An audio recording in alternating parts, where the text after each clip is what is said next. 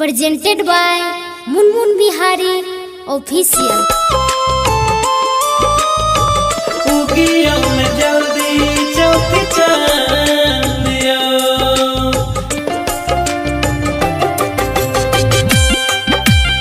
Music by Rajiv Babu।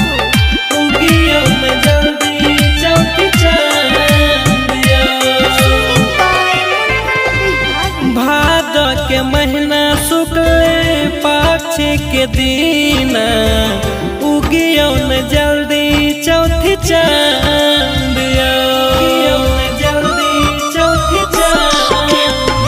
भादो के महीना शुक्ल पक्ष के दिन उगियो न जल्दी चौथी चांद।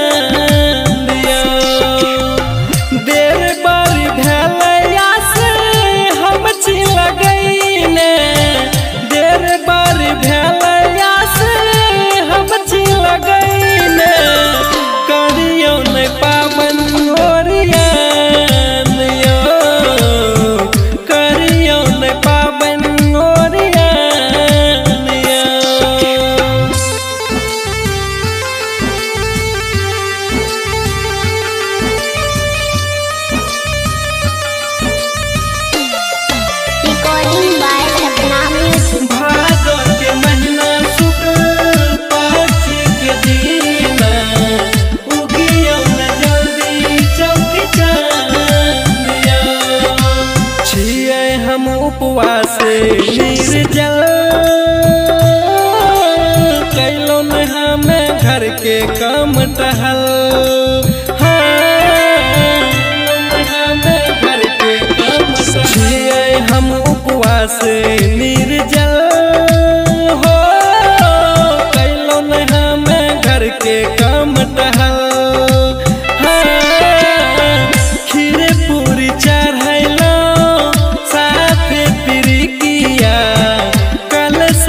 भरल धानिया देर बारी भेलया से हम लगैने। देर बारी भेलया से हम लगैने करियो न पावन ओरियान करियो न पावन ओरियान।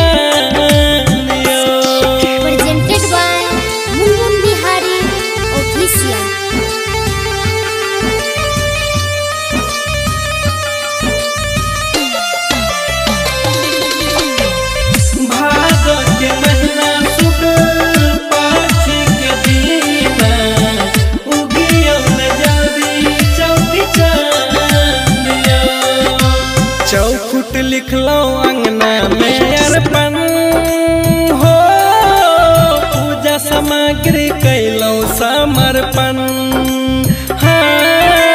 पूजा सामग्री कैलो समर्पण। चौखुट लिखलो अंगना में अर्पण हो पूजा सामग्री कैलो समर्पण। गीतकार विपिन दीवाना